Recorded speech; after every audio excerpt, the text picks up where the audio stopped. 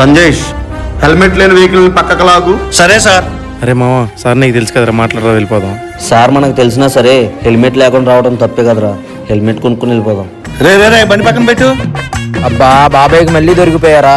Sir మా పెద్దని మీతో మాట్లాడతారంట sir. నేను ఎవరితో ఫోన్ మాట్లాడను, పక్కకెళ్ళి నుంచో. సార్ వీడు ఎక్కువ మాట్లాడుతున్నాడు సార్. బండి సీజ్ చేసి స్టేషన్కి పంపించు. సీజ్ ఎందుకు చేస్తారు సార్? బండికి అన్ని పేపర్లు ఉన్నాయిగా. హెల్మెట్ లేకపోతే బండి ఆపుతారా? ఫోటో తీసి కేసేయండి సార్. కేసు రాస్తా గానీ నువ్వు వెళ్ళు. ఏంటి సార్ అలా వదిలేశారు? బాబు మీరు కూడా వెళ్ళండి. ఏంటి సార్, మీరేనా వదిలేసింది అసలు?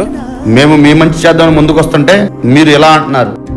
అసలు హెల్మెట్ ఎందుకు పెట్టుకోవడం అడిగితే ఒకడేమో జుట్టు ఊడిపోతుంది అంటాడు, ఇంకోడేమో గ్లామర్ పోతుంది అంటాడు.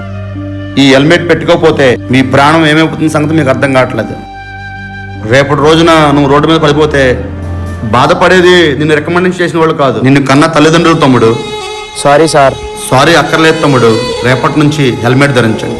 అందరికీ హెచ్చరిక, పోలీసుల కోసం కాదు, మీ ప్రాణాల కోసం అందరూ హెల్మెట్ ధరించండి. ఈ రోజు హెల్మెట్ ధరించడం భారంగా భావిస్తే రేపటి రోజున మీ కుటుంబానికి మీరు దూరం అవుతారు. మాకు ఈ అవకాశం ఇచ్చిన ఏలూరు జిల్లాలోని ఆగిరిపల్లి మండలం ఎస్ఐ అయిన శుభశేఖర్ గారికి thank you so much sir.